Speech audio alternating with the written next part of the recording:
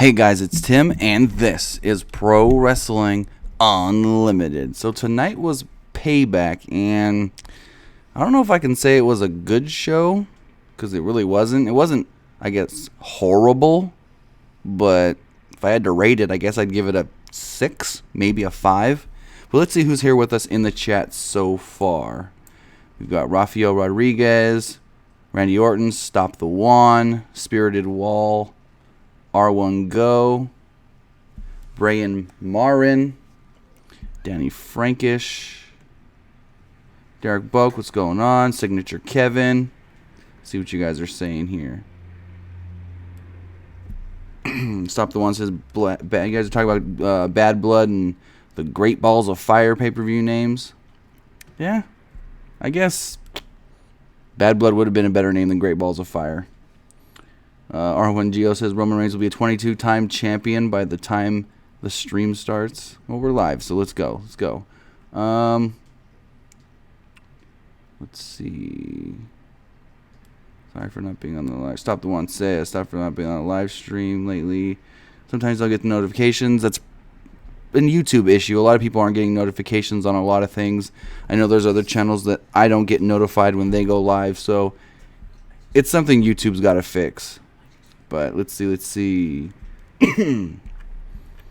All right. So what did you guys think of Payback? Let me know if you guys want to call into the show tonight. The phone number is 559-475-8473. Let's see. We got some more people joining us here. We've got Finn Has Risen, Leonardo Oliver, Mr. Unknown, OBM8 Vision, Danny, Lulu. All right. So let's just get going with talking about Payback. Let me pull up my notes here. Where did I put them? Here we go. All right. So as far as Payback went, we had what? 2 title changes? 1 title change. We had a champion lose but not lose his championship. We had the whole whatever that Braun Strowman Roman Reigns match was supposed to be, whatever that House of Horrors match was, because that was horrible. But Signature Kevin says, are you happy Strowman won? It's not that I'm happy that Strowman won. It's that I'm glad that they did the right finish. Like, if Roman Reigns would have won that, then it would have made Braun look bad going into getting a championship match. Also,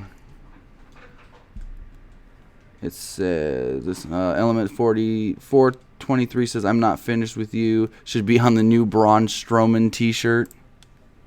That would be pretty funny.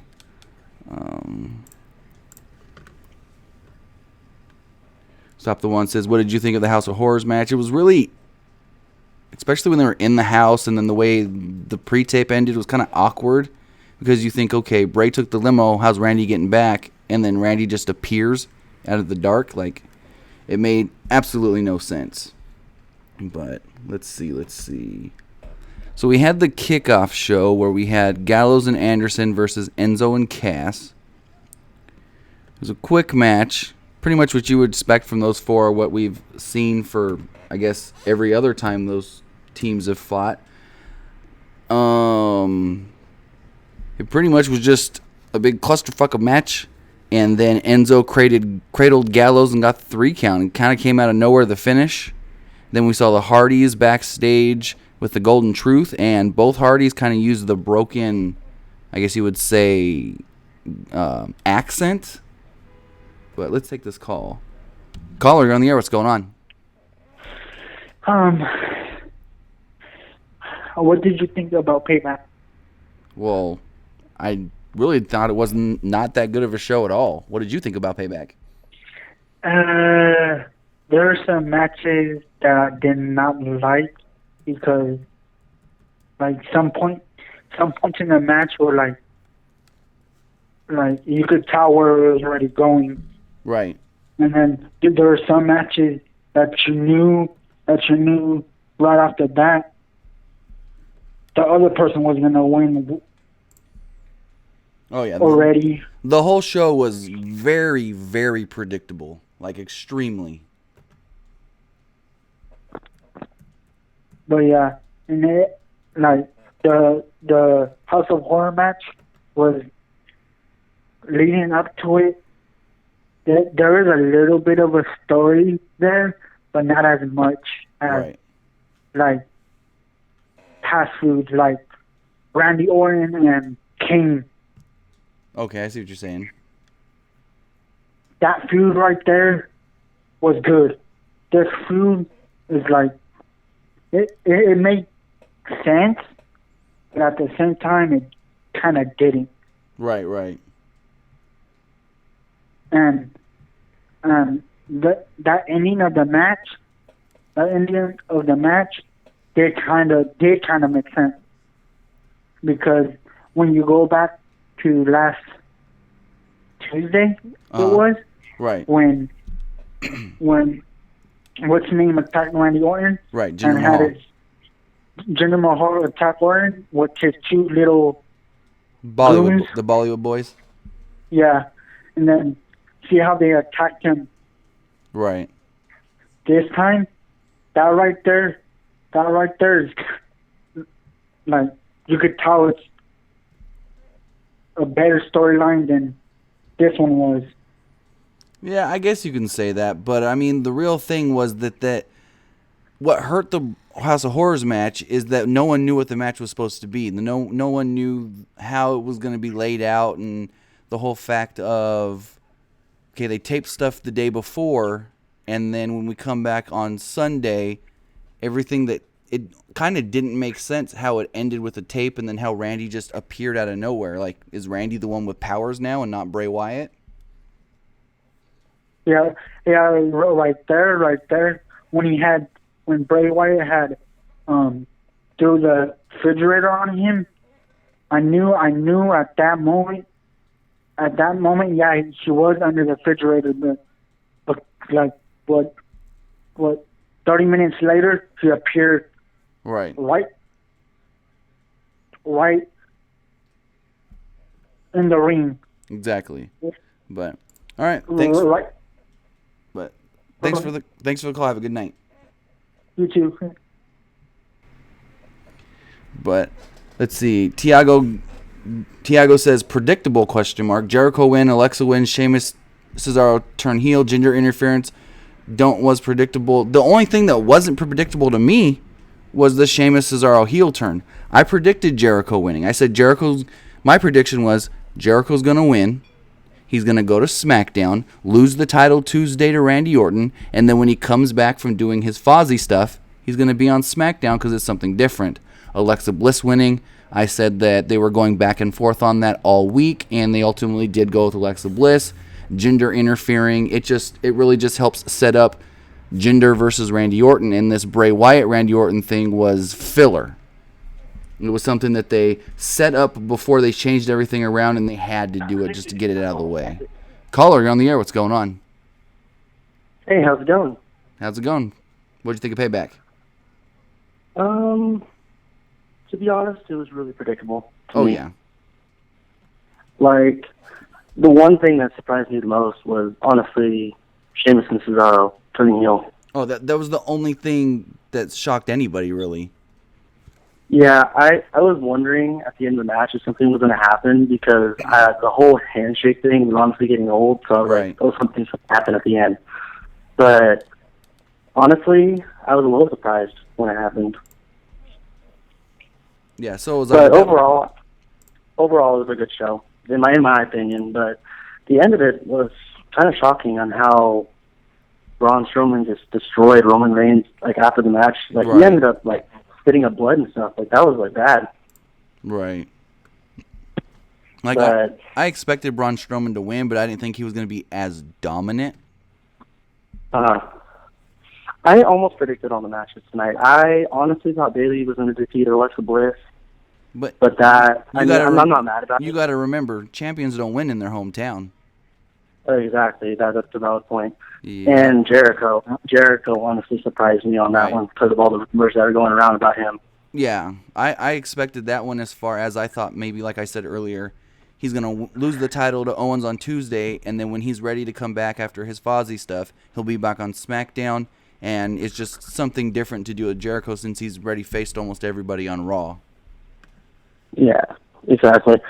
I can't wait to see what's going to be the turnout tomorrow on Raw. Like, I wonder if Brock Lesnar is going to be there for the new pay-per-view that's coming up. I don't think so because Raw still has Extreme Rules before Great Balls of Fire. Oh, yeah, that's right. I forgot about that one. Yeah, because Great Balls of Fire is the beginning of July, and then they have Extreme Rules in June. That's kind of sad then that there's going to be a pay-per-view without Brock Lesnar again. Yeah. Like, honestly, that makes no sense to me, in my opinion. Like, he's the main champion on Raw. Why can't you be there? I honestly... They didn't have They didn't have any of their male singles champions. Ambrose wasn't on this show. Brock wasn't on this show, and that really surprised me that we didn't even see like a backstage segment with Dean Ambrose. Yeah, honestly, I'm kind of confused on that. Like you said earlier in a previous video, Bray Wyatt versus Dean Ambrose for the IC title would honestly be really interesting. Right. And I could see Bray Wyatt defeating him in the process with that and having a lengthy reign with the title. But honestly, I hope like tomorrow night that there will be some sort of like story developing about that. Right. And right. I like this TV tonight. I like Finn Balor on it. It did set up a good feud. I think Finn and Miz can do something good. I mean, it's not what people would have wanted, but I think it's not going to be as bad as people may expect. If I recall, is that the first time like he's ever talked besides relinquishing the title? On the main roster, I believe so. Yeah, because like I rarely hear him talk, honestly. Yeah, just like him either in a match or stuff. Yeah, he hasn't cut a promo since returning, and I think before when he first came to the main roster after the draft, I don't remember him cutting any promos then either. He did the whole face-to-face thing with Seth Rollins as the Demon, and he didn't say anything then. I can't wait to honestly see that character come back. I don't think we'll see that character when, like, there honestly probably will be a feud with The Miz in the coming future, but I don't think we'll see the Demon character until maybe SummerSlam, if he competes there. They haven't even on commentary referred to him as the Demon King or anything. Exactly. Like, honestly, WWE is being really confusing about everything right now, in my opinion. Well, they're changing too much on a daily basis is the issue. Yeah, and another thing that didn't surprise me about the whole pay-per-view was I honestly expected Jinder Mahal to interfere in the match. Oh yeah, for sure. But I'm not upset overall with the whole pay-per-view and all. I almost predicted all the matches, like I said, besides Jericho and Alexa Bliss. But I honestly think Backlash will be a lot better. Yeah, I think it will be as well. But I just want to see, like, for example, Shinsuke Nakamura. They were talking about him a lot. Yeah, they did. Like they showed 3 commercials with him. Exactly. Like I wonder if that his match. Like it's obvious it's going to be against Dolph Ziggler. Yeah. Like I wonder if it's going to be like Ziggler acting as a jobber, or it's actually going to be a decent match. They may give Ziggler a little bit of offense, but I think it's going to be mainly Shinsuke. Yeah, maybe. And honestly, I'm surprised about Jericho mostly because now either you said earlier about Owens defeating him on Tuesday, right? Or he does end up going to Backlash, and AJ Styles will obviously be the champion. But Jericho already, they released his band Fozzy already released a schedule as far as their dates for their tour in May, and a lot of stuff is on Tuesdays. So that's why I'm feeling like he's going to lose the title on Tuesday.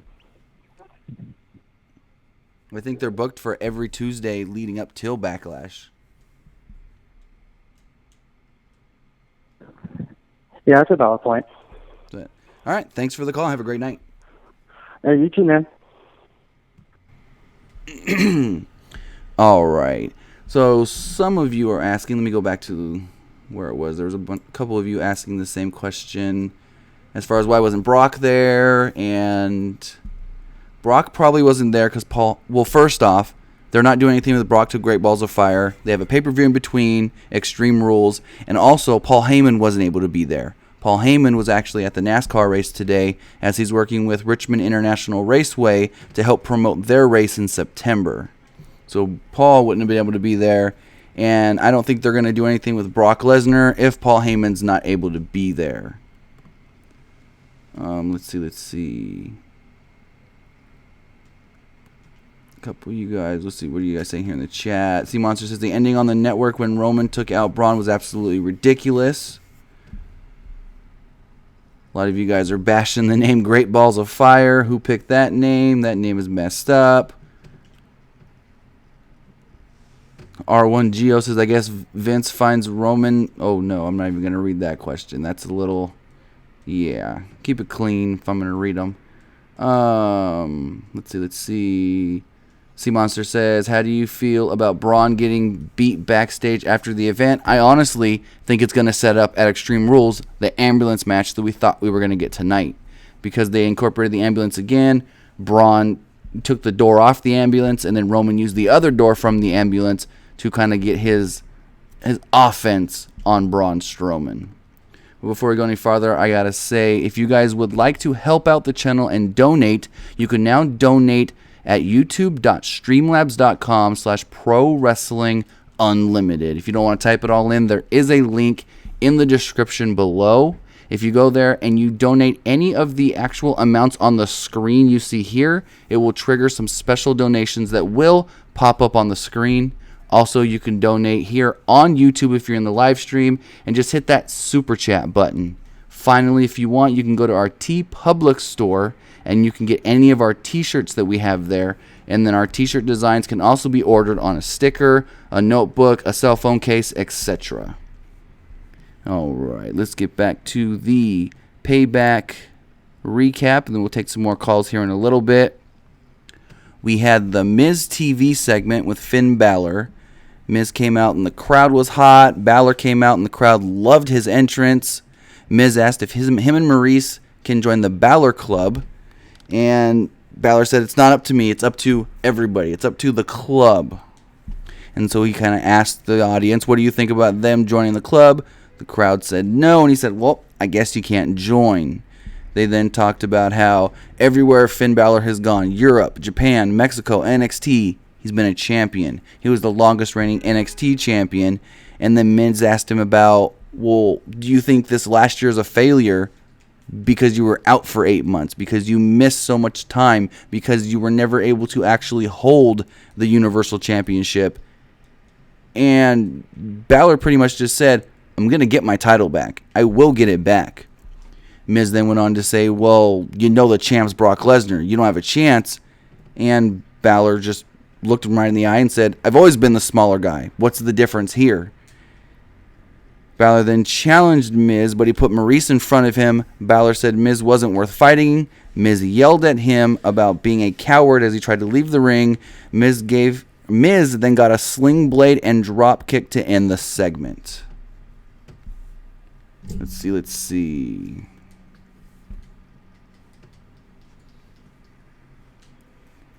Just for Fun Gaming says this is why you should never put titles on part-timers. DeAndre Dukes, can someone explain to me why WWE creates such a ridiculous pay-per-view, Great Balls of Fire? Honestly, nobody knows where that name came from. It's just all of a sudden Friday morning, the American Airlines Center in Dallas posted the advertisement saying, hey, we're getting a pay-per-view. Here's the name. Here's who's going to be there. And went from there. WWE hasn't even really said much about it. They didn't say anything about it tonight as far as like when tickets are going to go on sale. So we'll have to wait and see what they do with that and if they make it a gimmick pay-per-view or if it's just a random name. But let's take this call right here. Caller, you're on the air. What's going on? Good. And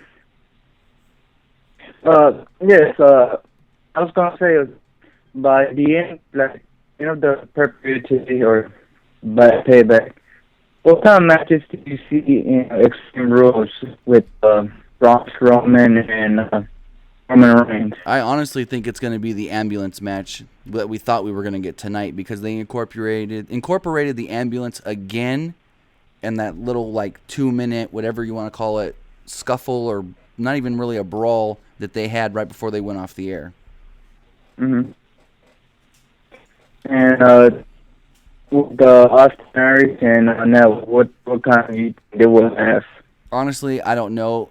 If you look at the last couple years of Extreme Rules, not every match has a stipulation, so it doesn't have to have a stipulation, to be honest. But I do see that feud going forward based off of the finish we got tonight. And with the Hardys, do you think they're going to feud again with Sheamus and Cesaro, or they're going to move on with somebody else? I mean, I would think they would move on based off of they just won. But with the whole fact of Sheamus and Cesaro turning heel and attacking the Hardys afterwards, they may want to get revenge on Sheamus and Cesaro. And then Sheamus and Cesaro say, well, you know, the only way we want to give you that match is if you put your titles on the line. And then they go from there.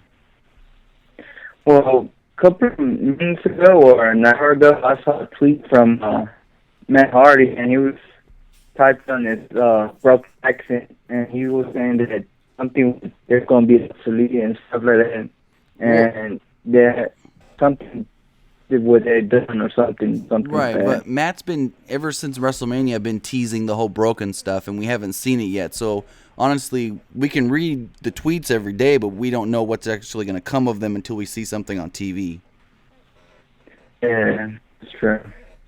But to be honest, I didn't hear your Friday, the last thing.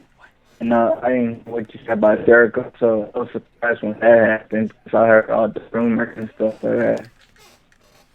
Gotcha. Yeah.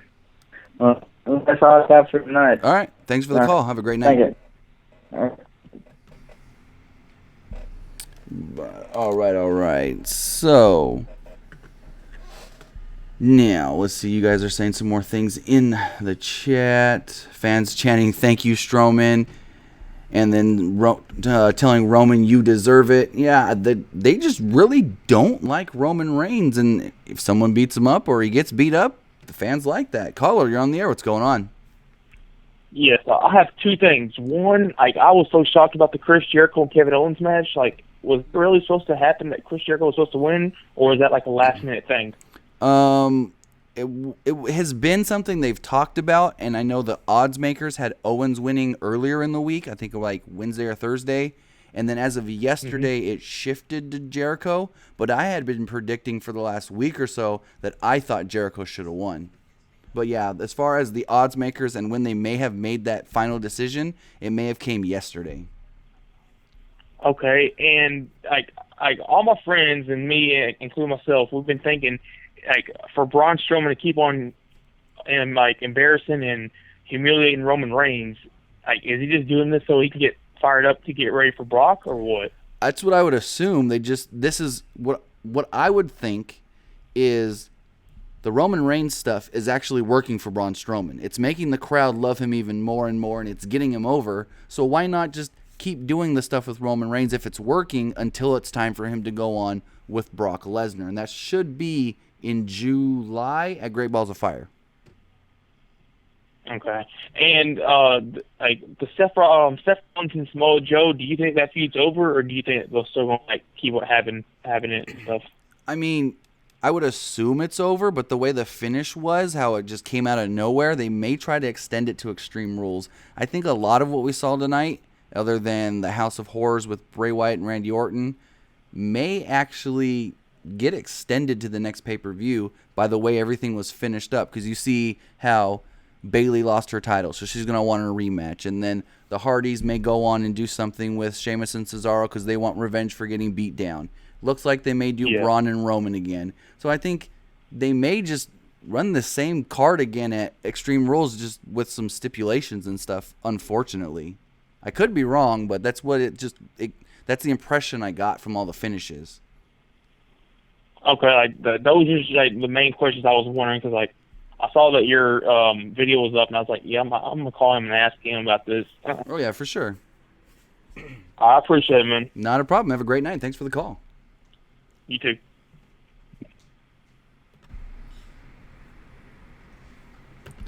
So yeah, like I said, to be honest, the way all the matches finished, it just really seemed like they just wanted to keep it going. I honestly thought Payback would be a pay-per-view where they do all these matches that don't really mean anything, and then they can move on. But it really just seems like with Samoa Joe, Seth Rollins, the way Rollins just kind of fell into the pin, and Joe was mad. He's going to want his revenge. Keep it going to Extreme Rules. The Hardys, Cesaro, Sheamus. The Hardys may want their revenge. Keep it going. The way the Cruiserweight title match ended with the DQ, maybe we go on to Extreme Rules and make it a no DQ. Alexa Bliss is probably going to give Bayley her rematch. So, honestly, if they do almost the same card at Extreme Rules, I wouldn't be surprised one bit. But, alright, so we go to the main card of Payback. And we start the night off with Kevin Owens versus Chris Jericho for the United States Championship. The story of the match is that Owens first got a rope break from the walls of Jericho with one finger, like at WrestleMania. Jericho then put Owens' hand between the ring steps and the ring turnbuckle and kicked it, trying to say, I hurt his hand so he can't grab the ropes anymore, injuring that hand. Owens tried a power bomb, but the hand gave out, and Jericho used the walls of Jericho on Owens. Owens couldn't make it to the ropes, and this time tapped out, leading to Jericho becoming your new United States Champion. He is now a 2-time champ, and like I've said a couple times already here in this video, in this stream, I think he's going to lose the title to Owens on Tuesday. I think because he's going to be leaving, going on tour with Fozzy, he can't just take that title and go. Then he can't defend the title for quote-unquote 30 days. He'll have to give up his championship. So I feel like they give the title back to Kevin Owens on Tuesday. He goes to Backlash, defends against AJ Styles, and then whenever Jericho's ready to come back, he can come back to SmackDown instead of Monday Night Raw. Let's see. If anybody else does want to call into the show, the phone number is 559-475-8473. The line is open. See what you guys are saying in the comments. You guys are asking when Extreme Rules is. Let me get that exact date for you. I know it's in June. Extreme Rules 2017. It is June 4th from Baltimore, Maryland. Let's see what else you guys are saying.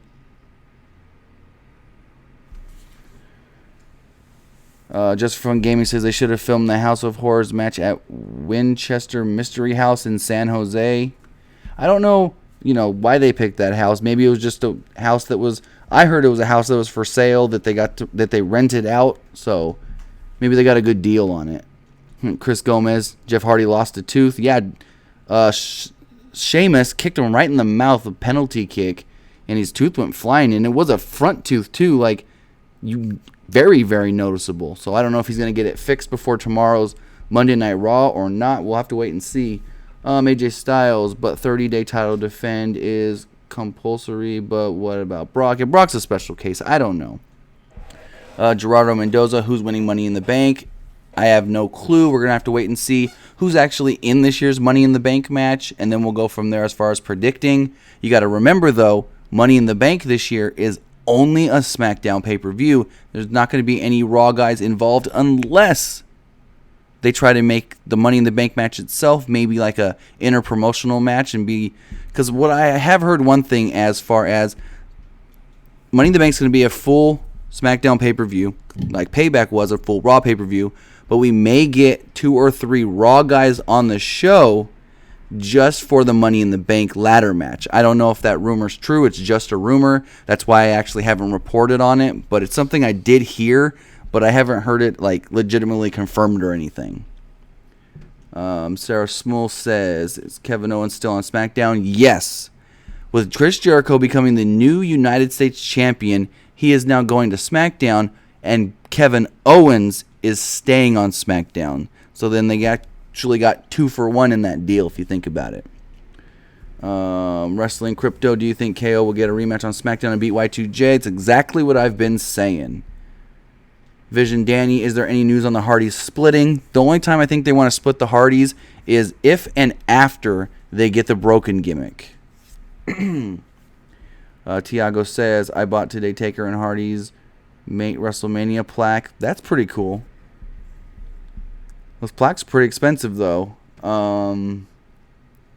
Jeremiah Gray, do you think they becoming broken because of the attack? I think they could be, because if you remember when Matt first went broken, it was from that swanton through a table by Jeff. So maybe this attack by Sheamus and Cesaro and that quote-unquote hard brogue kick he took there at the end of the beating, maybe it triggers something in his head, and that's what turns him broken. I'm not confirming that or anything, but that could be something that comes of it. Blackout 0824. When do you think Alexa's going to drop the belt? Maybe at Extreme Rules or Great Balls of Fire. I know the plan still is to do Sasha Banks and Bayley for the title at SummerSlam. So if they don't change that, we'll have to see. Andre Susita, you think Roman will be on Raw? I think he will. I don't see a reason why they keep him off of Raw this week. It's not like he was beaten as bad as he was the last time. Hader Alsalki, what did you think about Strowman at the end? I really just think it sets up another match between Strowman and Roman. Scott Frame, Jeff Hardy, Isaiah Thomas and Jeff Hardy both lost teeth today. Broken T Hall says Matt did the delete hand gesture. When? Why is he not broken? I mean, Matt's been doing it since WrestleMania. So it's not a thing of, they just got the gimmick so we can do it. Matt's been doing it. Caller, you're on the air. What's going on? Hello? What's going on? Oh, hi, Tim. How's it going? Good. I got a question. Go for it. So is Brock Lesnar not going to defend the title at Extreme Rules? No, Brock Lesnar's not defending the title until Great Balls of Fire in July. Okay, that's okay. It's like he shouldn't get the title. Yeah, I mean, So that's WWE and that's what they planned out. He'll defend the title Great Balls of Fire, and then I would assume he defends it the next month at SummerSlam as well. Do you know if he's going to defend it against Braun Strowman or Finn Balor? I think he's going to just Braun Strowman at Great Balls of Fire. Okay, thanks. Not a problem. Thanks for the call. Have a great night. Caller, you're on the air. What's going on? Hey, how are you? Pretty good. Yourself? Good, good. Actually, I just started listening to the show a couple past weeks, so I wanted to give a call in and see how things are going. But I wanted to talk about the show a little bit. Go for it. I don't know why. Yeah, I don't know why people were really surprised about Sheamus and Cesaro, because I don't know. I thought I saw that turn coming. The past couple weeks, they were kind of building to it, Right. I can see where some people could have saw it coming. Yeah, because it just, you know what? I guess, I don't know. I've been watching for so long. Like, sometimes you can just tell. Right. I mean, it is a little surprising because they were kind of like baby faces, but, I guess, they really wanted to push them as heels, and maybe that will kind of lead into the broken gimmick for the Hardys. Maybe. Maybe they'll do something like that. But overall, what did you think of the show? I mean, I thought the show was all right. It was extremely predictable. Like, almost everything was predictable other than really the heel turn by Sheamus and Cesaro. I mean, I saw a lot of people didn't think Jericho was going to win, but I was actually predicting it over the last week or so. The other thing really that did come off as not predictable was the whole DQ finish in the Cruiserweight title match. Yeah, that was there. You know what? I was wondering. I'm like, how is Neville gonna keep it? Because it just seemed like Austin Aries was kind of on his way to victory. Right. And it just, or at least they want to maybe give him the title run. But I think they realized that keeping the belt on Neville is probably a good idea for now, because the Cruiserweight division is struggling. It's sad that it is, because I think the Cruiserweight is awesome, but the crowds are like so dead for it. Right. It's unbelievable. And it's like the fans kind of just go back and forth. It's like, this is what we want, and then it's like, oh no, we don't want it, and they just like sit there quiet. Exactly. And I think this finish was really probably to set up a no DQ match between the two at Extreme Rules. Yeah, true. Yeah, that's a good point. I mean, because Austin Aries is a great pickup for them, and Neville with the title has been. You know what? And he's like, they finally got like a great heel run. Who would have thought it was going to be with Neville? Oh yeah, I wouldn't have saw that coming, especially the way he was on NXT and as the NXT champion. Right, exactly, and it's just like when he came to Raw, he just like hit this wall. It was just like so flat with him, because the guys were just so much. I don't know. I guess they were just, that he was just surrounded by just such bigger talent that it was hard to get a way to kind of push him. But this is working for him, and I said that was one of the bright spots of tonight. Oh yeah. I thought that, and I thought the Hardys and Sheamus and Cesaro, that was a hard-hitting match, man. Those guys, they went at it tonight. Matt got busted open. Jeff lost a tooth. Yeah, the Hardys took a beating tonight. Oh my God.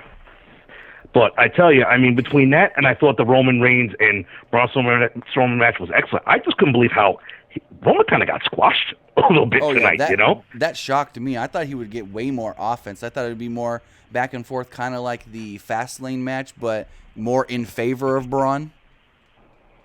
Right, exactly. And I'm thinking to myself, wow, are they really going to let Braun just go with it? My thing is with Braun is, I kind of like Roman. I listened. I mean, I know a lot of people hate him. They boo him. It's a cool thing to do. But I listened to his shoot interview with Jericho from, I guess, right before WrestleMania. Okay. And I got to tell you, I mean, Roman's he's a pretty cool guy, like stand-up guy. And it's just shocking that so many people. I mean, I'm 36 years old and watched this all my life. I've never seen someone get that type of heat Exactly. before. And Roman, it's not that Roman's bad either. Yes, he can be better on the mic. Sometimes when he's too over scripted, you can tell. But when he goes out there, he has good matches. AJ Styles. He had good matches with Rusev, Kevin Owens, Braun Strowman. He always has, especially on pay-per-view, good matches, but the fans just don't want to buy into it because I guess he's the quote-unquote hand-picked guy. Exactly. And when the funny thing is, I was trying to tell my girlfriend's son, he's like 17, he's like, oh, this is silly. So he started watching with me the past few weeks. He really likes NXT, and he was saying to me when he first saw Roman, the first thing he said was, how is this guy a good guy? He's like, he's dressed in black. He looks like he should be a bad guy. He's like, he doesn't look like he should be a face. He's like, I don't get that. Right. I said, I understand, but that's what they want. And exactly. I just don't know. Now seeing what happened tonight, I don't know how they're going to get to Roman, Brock, WrestleMania if that's what they really want to do. I mean, they got time, but I mean, Braun's kind of, I don't know, he's just kind of like came out of nowhere now. Oh, yeah. They could really push him. He's like Vince McMahon's favorite guy in the company, him and Baron Corbin. You know what? I like Baron Corbin. I don't think he's that bad. I know people knock him. I think he has a lot of potential. We'll put it that he's got a lot of room to grow. But if you just over the last year, if you see him from WrestleMania 32 to WrestleMania 33, he has improved a lot. Absolutely.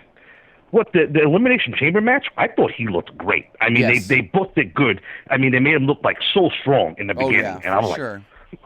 And I'm like, wow. I'm like, you know what? I'm like, this guy's got something, man. I'm like, sometimes, I mean, I just wish, like Randy Orton, for instance, that match tonight, it could have been great. They just should have, when they do the pre-recorded stuff and they had the music, it just seems so. Oh, yeah. I get exactly quote unquote, I hate to use the word fake, but but it just seems so unnatural. Right. If you would have years ago when they did this stuff, when you didn't have any music or anything behind it, it would have seemed more. It would have seemed like, wow, this is serious. And then the other thing too is when they were showing the side-by-side stuff with like when Bray first got to the arena and they were showing earlier tonight in the house, you can see the stuff in the house was like a 4K camera or something, and the stuff in the arena was like a regular camera. You can see that it was overproduced and like filmed better and stuff. It was just, you can tell that it was just too overproduced. Exactly. It was so oversaturated, and I'm like, man, that whole angle, they had something going good, and then I don't know what happened with that. I don't know if that's a Vince thing or they just destroyed that angle. And Randy, I love Randy Orton, but he is kind of blah. Oh, he's been extremely blah this year, and I don't know why, because he's been, like last time he held the championship, when he feuded with Daniel Bryan and stuff, he was an amazing champion. But this time there's something there that's not connecting for some reason. Yeah, there's definitely something missing. And I don't know. It's hard to pinpoint what that is. I know. It's funny. We watch from week to week, and it's like I don't see any flaws. If I see any flaws, it's in the way that the storyline is going and the way that they're being Right. Bray's being booked. I think you have to make him more as a formidable heel. He's kind of like, you know what? It kind of reminds me of Kevin Sullivan back in the day. You know, he kind of has that Kevin. You know, people will say, "Oh, he's kind of like," you know. I'm like, I know he's like more like Waylon Mercy, but the way he performs in the ring, and he's kind of like a Kevin Sullivan type of guy. I can see you that. know, but they don't make him. It's like and this happens a lot with a lot of the people right now. It's like there's no continuity between the storylines and the wrestlers. Oh yeah, for sure. You know, with Bray beating Undertaker, you know, or when he fought Undertaker and then he took his powers, quote unquote. But they never like really ran with that. No. You know, like or even the whole thing with him and Xavier Woods. They teased it at the Royal Rumble. That was cool. But it's like there's no continuity, and you see it a lot with a lot of the talent. And I think that's a big problem that they're having now. And I think SmackDown a little less than Raw, but I think the main issue with that is how they like to just change things day of. Like with the Superstar Shakeup, AJ Styles was always supposed to go to Raw. The day of that episode of Raw, they told Bray, "Oh, hey, you're going to Raw today. AJ staying on SmackDown." Bray had no clue. Right. It's fascinating. It's like, well, you know, the day to day. I understand that's their mantra now is like, well, we're not like the other baseball, football, or NFL. We could just change on the fly. Exactly. But you know, that's fine. But you have to put a little thought into it. At least back in the day, there was a beginning and end, and then they had a way to do it. Now it's like, okay, we're going to throw things on the wall and see what sticks, and it's like that's it. And some of these guys that now, you know, you have to let them shine a little bit. You know what I mean? If they were a little more open, I think it's hard for them too with the PG era. I think that's a big problem too. Maybe. Because you can't go too. You know what? I thought about it and I said you really can't go too extreme. Like tonight at the end, that was the most extreme I've seen them get in quite a while, except for like the Raw when he took the ambulance over. But I was like, wow. I'm like, there was some blood. I'm like, there was some hard-hitting matches. I said, at least they tried a little bit, but some things like that Bray thing is just they just need to stop it. Yeah. You know, like just dead the issue and keep going because this Braun Strowman, they got him on a roll, man. Oh yeah, I just don't know how long he can hold it for. You know what I'm saying? Yeah. Because, I mean... That's my fear with him. You keep him going with Roman, then you have him go with Brock. He won't... I mean, I can't say won't, but it's like a 90% chance he's not going to beat Brock. Then where do you go from there? And that's my worry. I know a lot of fans that push him, and because he looks good only because he's beating up Roman. And that's and that's the thing, too, with Roman Reigns. Once he's done with Strowman, where does he go? Who does he face after Braun Strowman? While we wait for him to go to WrestleMania and Brock Lesnar. It's not like he's going to Brock after SummerSlam or Survivor Series. Right. Unless, and I'm telling you, I can almost see it. They're going to make it like a three-way type thing. It'll probably be a slow build, and they're going to throw him into the mix when it's like, you know what, I kind of want to see Braun and Brock one-on-one.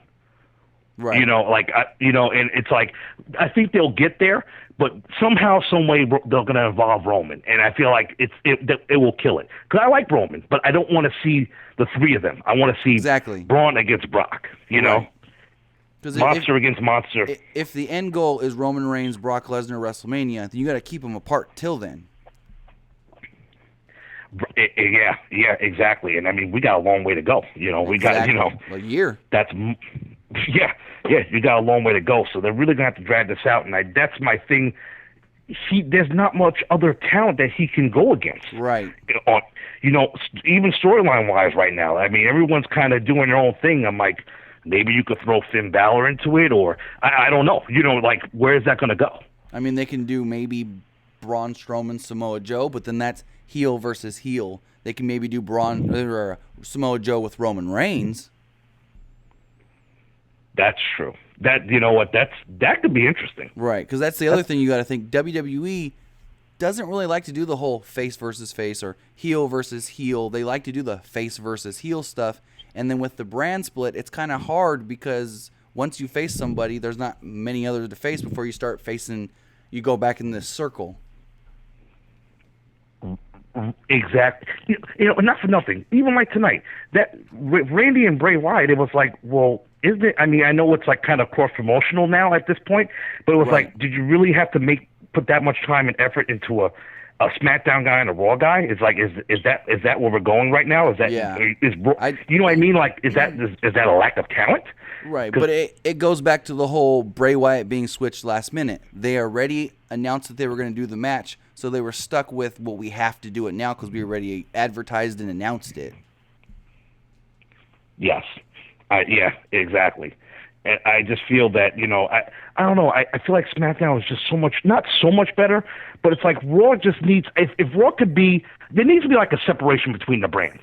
Like Raw needs to be like maybe a little bit like hardcore, a little more hardcore-ish, a little bit harder. And then SmackDown is what it is, pushing the younger talent and giving them opportunities. There needs to be like some sort of distinction between them. And I think that would help them a little bit. Oh no, I agree fully. Because they need to have some sort of like, okay, this is Raw, and this is what Raw is, and this is what SmackDown is. Because right now, like, Raw is just like, I can't believe how, like, I watch it week to week, and I'm just like, oh my God, I can't believe I'm watching this crap. Like, like, I love it. I'm a diehard fan, but I'm like, Raw is so bad. And it's like, but they have talent. Cesaro and Sheamus, and even what's Cass. I feel like they're going to eventually have to break them two apart. Oh, eventually. At some point. But they like that, the whole, the crowd's always doing their entrance, and they do sell good merchandise. That's the other thing with Enzo and Cass, as we've seen them maybe tease a breakup before, but they do so well in merchandise, they're probably afraid of splitting them up, and then the merch not selling as well. Yeah, I agree. I just, and I feel, I don't know what that tag, they actually have talent in the tag division, but it really can't go too far. Luke Gallows and Anderson, I like them, but they're kind of blah too. I don't know if it's, I don't know what it is with that. I think it's the fact that we've seen the same thing since pretty much last August. All we've had on Raw for tags are, we had the New Day, yeah, they're gone, okay, cool, but it's Enzo and Cass, Gallows and Anderson, Sheamus and Cesaro got put together around December time, and it's just those three teams that just keep going back and forth in a circle. It's, again, that circle where you don't have enough guys to rotate in and out to make it different. It's the same thing every 2 or 3 months. Yeah, it's true. And now you have, I mean, with the brand split again, it's just like, okay, I understand, but it's like you have to, it's almost like, I don't know, it's almost like with the tag belts, if you don't have enough teams, does the split really help? Or does it hurt? Because the thing that I see it hurting is when you're going in that circle, facing the same guys over and over, you kind of get in a pattern of, well, we're working with this guy 4 days a week. So we just get in a pattern of a match, and then you never see it evolve because they just get complacent and used to doing the same match every night. Yes, I agree. And you know what? And it did hurt that what's his name from the Arrival got hurt. So that wasn't. Yeah, he's supposed to be gone for roughly 2 months or so. Yeah, I mean because that was a big deal for them to come up. Yes. And now they really had a good. It was like, wow, the tag division is looking like it's going to be something decent. And the Hardys coming back was a huge thing too. But now with that, really, when people get hurt, like some fans don't understand, like, that does hurt storylines. It hurts a lot, and you have to kind of like, and then you have to let them change on the fly, and we all know how that goes. Not good. Exactly. Right. But thank you for taking my call, man. I love your show. Keep up the hard work, man. I appreciate it. Thank you. Have a great night. Okay. You too. Take care. All right, but yeah, like he was saying, and like I was trying to iterate there too, when you're facing the same people, you're doing Friday, Saturday, Sunday, Monday, and you're literally facing the same guys every week, you get into like a rhythm, and you kind of start to get complacent when you see, like, say you're doing Gallows and Anderson versus Enzo and Cass 3 nights in a row, 4 weeks a month, and it's just, you see the same match every time. Yeah, they think that it's different because they're in different cities, so whoever was in San Francisco, California last night isn't going to be in Los Angeles tomorrow night, so they're not going to see that same match, and so they think it's different. But when you're seeing the same match on TV every week with the same people, it starts to get repetitive, and people don't want to see the same thing every week. Paulo, you're on the air. What's going on? I need to know about what's the fall of fine cookies? Excuse me? I can't hear you. You may need to turn your volume up or something. You're very muffled. what's the Ball of Fire pay-per-view? Okay, Great Balls of Fire. What about it? What is that? It's just a name for the July pay-per-view. I don't think there's going to be anything special about it, other than Brock Lesnar is going to be on it. What's the stiffness name I've heard? Pardon? Again, you're kind of hard to hear.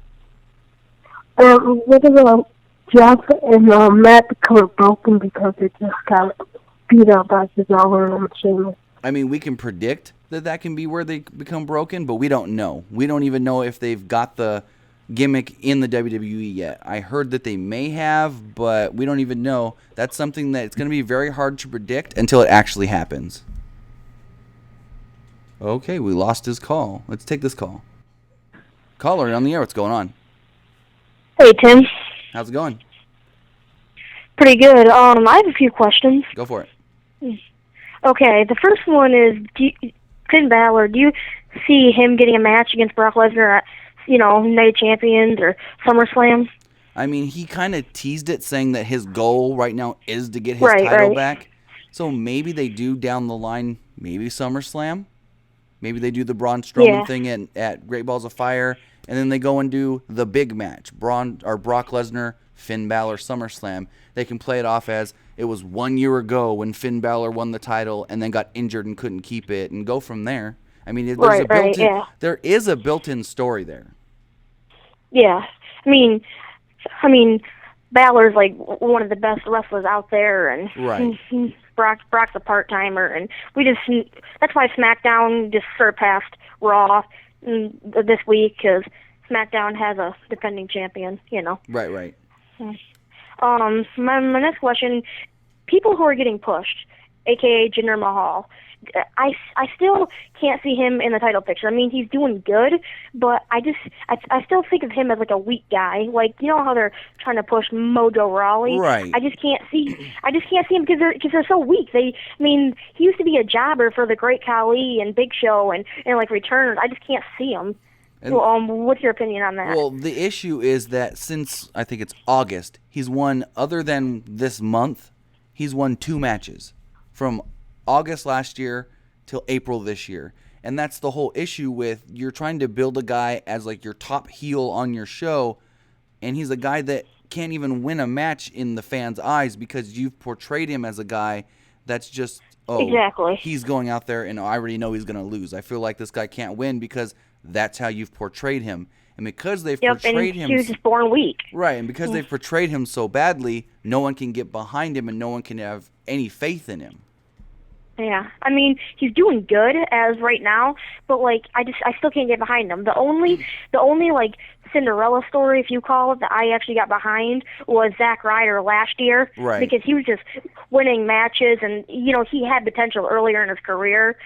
So, I mean, it makes sense for him to just win it, and okay, so last question. Sure. This is kind of a weird question, but if you go to a Raw or SmackDown event, which I've been to like a lot of them, now that the brand split is happening, I'm going to Raw in Grand Rapids and May 22nd. Do they sell only Raw merchandise, and vice versa, SmackDown only SmackDown merchandise? I would assume they sell I'm not sure. I will be at SmackDown on Tuesday, so I can find that out for you. Yeah, I'm gonna look for you, but yeah, I mean, it's just something that I've been wondering because the stupid brand split. I would assume they just have everybody's merchandise there.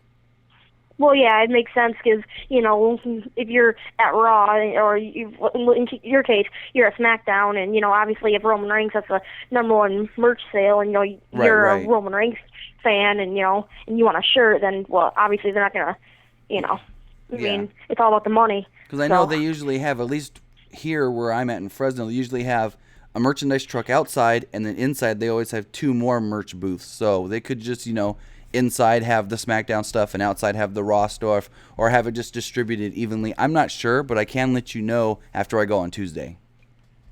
Yeah, okay. Thanks for the call. Not a problem. Have a great night. Thanks for the call. You too.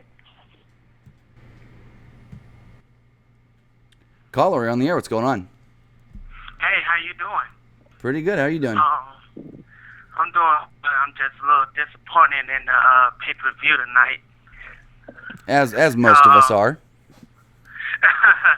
See, in my opinion, now you know what the brand split was SmackDown and Raw. Everyone said that SmackDown came up with the shorter end, but for some odd reason, I've been watching SmackDown more than I've been watching Raw. Okay. They had great storytelling and everything, you know, and Raw does have, I wouldn't say the better talent, but the bigger names, but they not using them to their potential. You know, like they have Finn Balor, Luke, and Gallows. Why they not doing the Balor Club already? Well, because they want Finn as a babyface, and to do the Balor Club, I just assume they would have to turn him heel for it to properly work. Yeah, so why won't they do that? At least they put more fans in the seats and more TV ratings, in my opinion, you know? Right. And then, you know, they, like Dean Ambrose, I loved him when he was the WWE champion going against AJ Styles. Now, they putting him up against, I mean, still a good time, but I'm not into him like I was, let's say, probably 6 months ago. Well, I know there is a stigma on Dean Ambrose right now that he is somewhat lazy and complacent. There are some officials backstage that do think that. So maybe that's why he's not getting, yes, he's the IC champion, but not getting as big as of a push or a showcase as you would want. Okay. So, in your opinion, which show do you watch more? I honestly watch them both every week. Okay, which one do you like better? Let's put it like that. Okay, what do I like better? Well, I mean, most weeks I would have to say SmackDown is the better show if I had to choose. Mm-hmm. Right. Okay, well, I was just trying to just give my little insight. I love right. TV, and thanks for the call. All right, thanks. Have a great night. You too. All right, before we get back to the Payback recap, I have seen you guys asking about Crazy Steve and Gunner from TNA Impact Wrestling. As far as Gunner goes, I'm not 100% sure if he is coming in. I know there are rumors about it. As far as Crazy Steve goes, I know Crazy Steve was offered a contract. As of last week, he was done with Impact Wrestling. He did send out a tweet, and he was telling indie promoters, I can work the indies, but for just a short amount of time. So that would lead me to believe that either he hasn't signed with the WWE yet, or the contract's not official yet because he still has to go through all his medical stuff. So Crazy Steve does look likely to be coming to WWE soon. As far as Gunner goes, that one I'm not 100% sure on because I'm only hearing rumors, nothing that seems confirmed to me. But let's get back to talking about Payback, and then we'll take some more calls here in a little bit. Well, we talked about the U.S. title match. Now we have the Cruiserweight title match. Neville defending against Austin Aries. This was a good match, I feel like. The finish was flat. It was a DQ finish. But then I think, like I've said here, it's going to lead to a no DQ match at Extreme Rules. The match went on as Aries had Neville in the last chancery after doing a sunset flip powerbomb out of the corner. Neville grabbed the ref by the shirt and threw him over him because Neville couldn't get to the ropes. Neville was trying to get to the ropes. He grabbed the ref by the hand. The ref said, hey, don't touch me. Neville then grabbed the ropes, or grabbed the referee and just literally threw him across the ring. This then leading to a disqualification and Neville retaining the title but losing the match. Like I said, I do think if they are continuing this feud, which it looks like they will be, it's going to go on to be a no DQ match at Extreme Rules. We then had one of the better matches of the night. It was the Hardy Boys defending the tag titles against Sheamus and Cesaro. This was, like I said, one of the better matches of the night. It was a very hard-hitting match, in my opinion. The finish came when Cesaro hit a power slam on Matt, but Matt had already got the blind tag from Jeff. Jeff then hit a swanton on top of Cesaro. And then Cesaro rolled over. Jeff went for the pin. 1, 2, 3. Hardys are still the champions. Earlier on in the match, Jeff got penalty kicked in the mouth by Cesaro and actually knocked one of his front teeth out. And then there's another spot in the match. I think this was the spot that it happened at. Cesaro bounced off the ropes and did an uppercut to Matt, and Matt then within the next like 30, 45 seconds, was bleeding under his right eye. But after the match, the Hardys were celebrating in the ring. Sheamus and Cesaro did run back down and attack the Hardy Boys, knocking Jeff off of the top rope. Sheamus then went after Matt. They pretty much beat down the Hardy Boys. Jeff got kicked into the turnbuckle, or into the turnbuckles. Then in the ring, they double teamed on Matt. Matt took a very stiff brogue kick to the face. So I believe, again, this feud may continue just like the Cruiserweight Championship feud. We then go on to have Bayley defending the Women's Championship against Alexa Bliss. This match, I feel, may be better than most were expecting. And I don't know how much most were expecting, but from the feedback I was getting before Payback, everyone just thought this was going to be a so-so, whatever, if I miss it, I miss it match. But it was better than that. They had a good match. Most of the heat was on Alexa for the most part because, of course, they were in Bayley's hometown. Alexa did get the whatever ring entrance, where she just walked down to the ring, and then Bayley did get the big entrance with her wacky waving tube men. One of the tube men actually didn't work, and Bayley had to help it blow up. The finish of the match did see they were fighting in the corner. Bayley kind of like was going at it with Alexa. Referee almost DQ'd her because she wasn't coming out of the corner. Alexa then reversed Bayley into the corner. Bayley then got sent, I guess, face or shoulder first into the turnbuckles under the bottom rope. Alexa went for the DDT, got the pin, 1, 2, 3, new Raw Women's Champion. And they said that, I guess you can call this history if you want, Alexa Bliss is now the first woman to hold both the Raw Women's Championship and the SmackDown Live Women's Championship. All right, let's take this call before we do talk about the House of Horrors match. Caller, you're on the air. What's going on? You know how Goldust is retiring soon? He may be. Do you think that WWE is going to give him a run with the Universal Championship? No. What about R-Truth? All right, and we lost that call. Call kind of broke out. No, I don't think Goldust would get a run with the Universal Champion. That's just preposterous.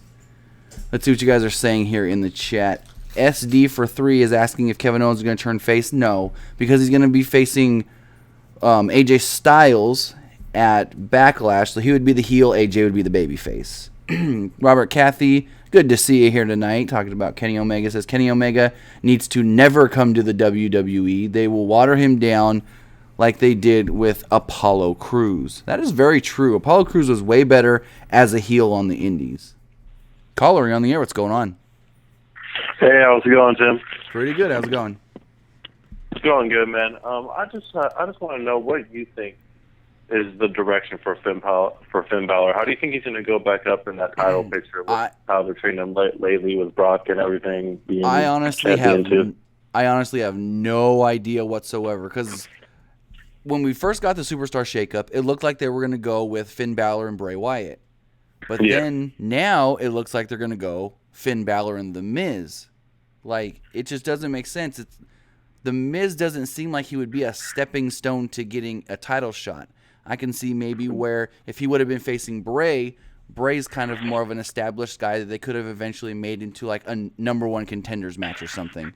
But with The Miz, I don't see where that kind of correlates as far as, oh, I beat The Miz, I deserve a championship match. Maybe an IC title match, but not a Universal title match. Yeah, I don't know. I don't think they'll have a Brock versus Finn Balor. I think they're gonna have, like probably Roman go through Brock before Finn gets to him, and maybe it's just that they're having like Finn like just job through guys right now just to, keep the fans interested and things like that. Probably, I don't know. I mean, he did tease on that Miz TV segment saying that his goal right now is to get the Universal title back. So, like I said, with the whole thing of SummerSlam, it's a built-in story on how, 1 year ago he became the first champion and then didn't even get to hold it for more than 24 hours. Right. But the issue with that is it's Brock Lesnar as the champion. No one would believe Finn's going to win, and I doubt they would give Finn the win anyways. Yeah, definitely. All right, man. Thank you. All right, thanks for the call. Have a great night. Yep. You too. All right. Let's see what you guys are saying here in the chat.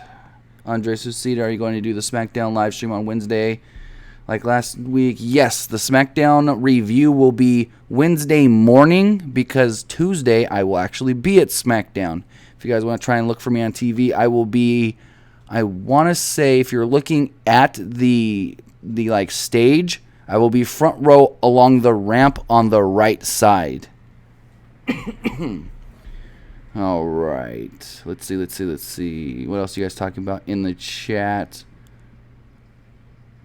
You guys talking about Apollo Crews and how he's been watered down. Yeah, I've said it before. I didn't see a lot of Apollo Crews before WWE, but what I did see was great. Like, I could see why they wanted to sign him, but they really ruined him once they brought him into NXT and made him just some super, I want to smile all the time babyface. So getting back to Payback here, we then had the part 1 of the House of Horrors match. So I'm just going to run this down really fast. They showed Randy Orton coming up in a limousine, and it was all dark, and you couldn't really see much other than the headlights from the limo. They then show Randy get out of the limousine, and he was kind of sitting there once it pulled up, and the door just opens on his own, and he's kind of looking at it like, whoa, what happened? He then slowly walks up to this house. The house is like all colored in blue lights or whatever. Kind of weird. He walks up to, I guess it's the front door. He looks in the window and Bray appears. The door then opens up. And he walks in and the two just start brawling. Start brawling in the living room. Then they go into a bedroom where there's old creepy baby dolls hanging from the ceiling. They then come back out of that bedroom. Bray kind of disappears for a second. Randy throws a dining room table, and then they end up in the kitchen. So they're fighting in the kitchen. It's a nice back and forth little fight in the kitchen before Bray finally takes control and throws a refrigerator on top of Randy Orton. Bray then gets out of the house, gets the limo, goes to the arena. Part 1, over.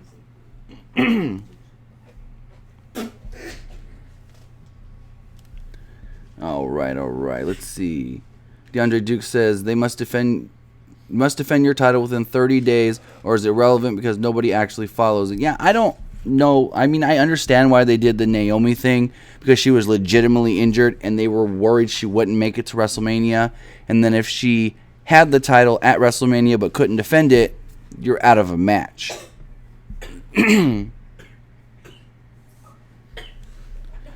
All right, so we go to Seth Rollins versus Samoa Joe. Joe pretty much dominated Rollins for most of the match. He worked over Seth Rollins' knee.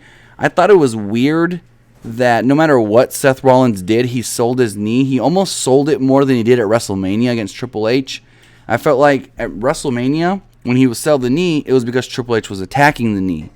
Tonight, every time he hit something and even kind of slightly fell on the knee, he sold the knee. So that was interesting. But Joe continued offense for most of the match. Rollins would come back here and there. The finish saw Samoa Joe go for his Coquina Clutch choke. And as they fell down to the mat, they kind of rolled over. Seth rolled on top of Samoa Joe and then got the surprise pin for the win. It'll be interesting to see where they go with this match and as far as if they drag it out to Extreme Rules and what kind of stipulation they can give it. Let's see. Sea Monster says, I'm wondering how Randy even got to the arena. Has he got the mystical powers from Bray Wyatt? Let's see. Robert Cathy says he's got to go. Have a great night, Robert. Good to see you here. Just for Fun Gaming says, thought the limo would explode once Wyatt got in it. They weren't going to kill Bray. Let's see. Garrett, I live there, not visiting. All right. So after Seth Rollins and Samoa Joe, we then had part 2 of Bray Wyatt versus Randy Orton. Bray Wyatt showed up at the arena with the limousine, and he walked to the ring. They did the full Bray Wyatt entrance. He got down to the ring, and he blew out the lamp, and then it took forever for the lights to come on, and that was because when the lights did come on, Randy Orton appeared in the ring. Randy Orton hit Wyatt with an RKO, but then Jinder Mahal and the Bollywood Boys came down. Bollywood Boys attacked Randy Orton. Randy Orton got some shots in, threw them both out of the ring before he hit another RKO on Bray Wyatt. Jinder Mahal then ran in, hit Randy Orton with the WWE Championship, and then Bray hit the Sister Abigail, pinned him, 1, 2, 3, it was over. Like, that was it. The House of Horror stuff, it was like, it didn't even matter. Nobody cared about it. I heard that when they showed part 1 in the actual building, if it wasn't dead silent with the crowd, they were chanting, "This is boring." Nobody there liked it, and you can see when they started the part 2 and they were fighting in the ring, the crowd just wasn't into it whatsoever. Let's see. Andre Socia says, you can tell the first part of the House of Horrors was taped because it's not dark in the West Coast around 6 or 7. Exactly. It doesn't get dark here. At least today it didn't get dark here till like 8:30. So yeah, I can see where you can knock it for that. All right. Next up we have the main event, Roman Reigns versus Braun Strowman. You know, Braun pretty much dominated the entire match. Roman did hit a spear. He hit a couple Superman punches. But other than hitting his big moves, he really didn't hit much more on Braun at all. Let's see. Fans were chanting, "Thank you, Strowman," throughout the whole match because he was just beating down Roman Reigns. The fans were chanting, "You deserve it." The match had a lot of heat. The chants were very loud and very negative on Roman Reigns. Roman, like I said, hit 2 Superman punches, but Strowman grabbed him in the head, or for his head arm choke, like the little triangle choke he does. He then power slammed Roman Reigns, which Reigns did kick out of. Strowman then went for another power slam, and Roman ultimately was down for the count. Looked as if, there's 20 minutes left in the show, so I'm like, okay, they got to do something. They're not going to end it now. And Braun got out of the ring. Looked like he was going to walk off, and then he went over to the ring steps. Threw the ring steps in the ring, set him up, and then he kind of just like dropped Roman Reigns on top of him. Okay, cool, whatever. He then picked up the ring steps and smashed him into Roman Reigns' gut. After that, he did leave. Roman Reigns tried to walk out on his own. They had the trainers out there, Fit Finlay, Adam Pearce, all the referees. They tried to bring a stretcher, and Roman was like, "I don't want it. I could walk out on my own." And then it just ended. I'm like, really? That's it? And then all of a sudden it comes back, and they're like, it's Raw talk, but it's not. It's still Payback. Whatever. So they show Roman walking backstage. He spits up some blood. They get him over to an ambulance, and then you hear Braun Strowman, "I'm not done with you yet." Braun runs at Roman Reigns. Roman moves at the last second.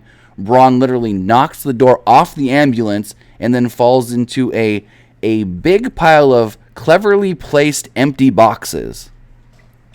Strowman gets up, goes back to Roman Reigns. Roman gets a little offense, slams the other ambulance door into Braun Strowman before Braun just retreats, and then it's over. So this then leads me to believe that we will be getting the ambulance match at Extreme Rules. Everybody thought we would get the ambulance match tonight for Payback, but I think now the plan looks to be that they're going to wait and do it at Extreme Rules, because where do you go with either guy right now? Braun's probably not facing Brock till Great Balls of Fire. Roman, where do you go with Roman Reigns? So you just extend this feud longer. You keep this feud going. You put a stipulation match on it, and with Extreme Rules coming up where 90% of the matches are stipulation matches, it works. It makes sense to do it. I don't know if it's going to be any good.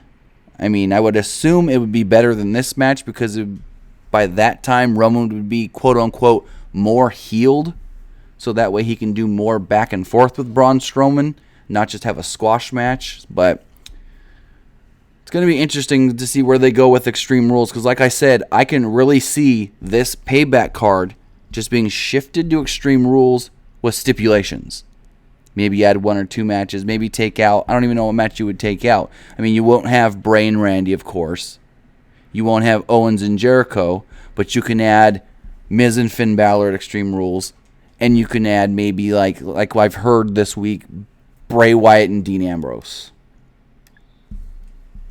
Let's see. What are you guys saying here in the chat? Blackout says, "I wonder what Ginger's new faction will be called." They're gonna give him a name. They love giving names to factions. WWE does like nicknames. Brendan Thompson said, wouldn't tonight have been a great intro to Sister Abigail had Randy not set her soul on fire? They may still be able to do the Sister Abigail gimmick. You never know. I mean, they can just say that because she's the undead or something that you can't kill her and her soul. There's ways they can bring the Sister Abigail character in. It's WWE, so I'm not saying I would never expect it, but I wouldn't expect it to be done in a way that makes sense. All right. Sea Monster says, why isn't Reigns DQ'd for punching? I can't stand that that's a wrestling move. I get what you're saying, but they do the closed hand punch all the time, and they just get warnings and stuff. It's not like he's punching them repeatedly 5, 10, 20 punches in a row. Let's see. Rebellious Trap says, will Ambrose ever defend his title? I was surprised that, one, we didn't even see Dean Ambrose in a backstage segment, and two, along those lines, they didn't even do anything to like set up a future feud or future contender challenger for Dean Ambrose and his championship. It just really made the IC title seem like it don't even matter. Like it's like, who cares about the Intercontinental Championship? So Tiago says Bray literally dragged his body entire match. He was TP, be more dynamic on ring. I don't know what that's supposed to mean. DeAndre Duke says, who do you think would play the Sister Abigail gimmick? I have no clue. I don't know. They can get anybody, and they can put anybody in that role if they want. People have been trying to predict this for years. I honestly think it's got to be somebody that we've never seen in the WWE ever. That's what I think. So, but yeah, that was Payback. I'd give it maybe a 6 at best. If I had to rate it out of a 10, 6 out of 10. Thank you guys for joining me here on this live stream recap show, I guess you can call it. Thank you to everybody in the live chat. Thank you for everybody who called in tonight to talk about Payback. I really appreciate it. Everybody that helps out Pro Wrestling Unlimited, all of you that have donated in the past, who may donate in the future, and follow us on Facebook, Instagram, Twitter, as we will always be posting WWE updates and non-WWE updates. And whenever we, post a video here, I know a lot of you have been saying you're not getting notifications on YouTube. That is a YouTube issue. But if you follow us on Facebook, Instagram, or Twitter, we always post on there as soon as a video is posted on YouTube. But again, thank you everybody for joining us here tonight, and have a great night.